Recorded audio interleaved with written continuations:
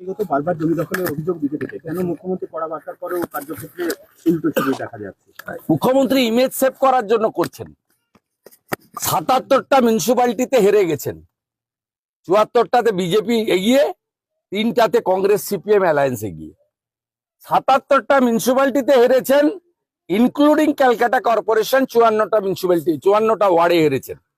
এবং মুখ্যমন্ত্রী তার নিজের কনস্টিটিউয়েন্সি ভবানীপুরে ৯টার মধ্যে 5টা ওয়ার্ডে হেরেছেন। স্বাভাবিকভাবে এই মুখ্যমন্ত্রী শহর এলাকায় শিক্ষিত সচেতন লোকের কাছে রিজেক্ট হয়েছেন, তাই তিনি ইমেজ সেভ করার জন্য এসব জিনিস করছেন। এর কোনো লাভ নেই। আমি এক্ষুনি আপনাকে বলতে পারি, হামিদুর রহমান বলে যে চোপড়ার বিখ্যাত এমএলএ, তার ছেলে চোপড়াতে একটা পেট্রোল পাম্প করছে তিস্তা নদী বুঝিয়ে। আমার কাছে ডকুমেন্ট আছে।